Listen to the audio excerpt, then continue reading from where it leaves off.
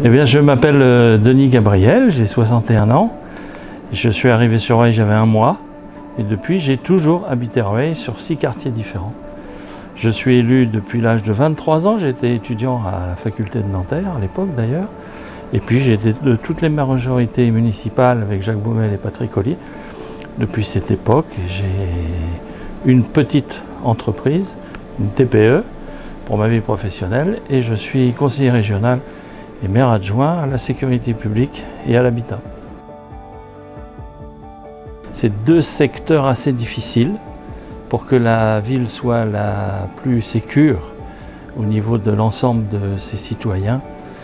Bien sûr, on doit lutter contre les incivilités.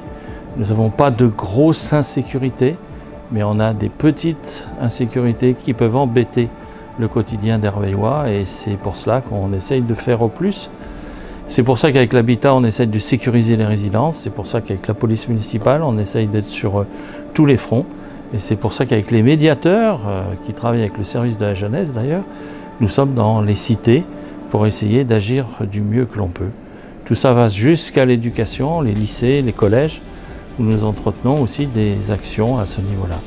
C'est donc une grande action d'instruction civique, si je puis dire, qui est mise en place sur la ville, et c'était le but et la demande de notre maire. J'y ai vécu toute ma vie, alors je vais vous dire quels ont été à chaque fois mes centres d'intérêt, et même dans le cadre de ma famille aussi, les centres d'intérêt. D'abord les écoles de qualité, ensuite la sécurité. Lorsque ma fille revient du RER, j'ai toujours tendance à être inquiet, non, je sais qu'elle peut revenir. L'environnement. Quand on est enfant, on va chercher avec ses parents des châtaignes à Saint-Cucufa. Et plus tard, on le refait encore. Et puis on se promène sur les bords de Seine. Aujourd'hui, ce qui est très sympathique, on peut même faire du vélo et de la marche. Et puis le troisième point, c'est le patrimoine.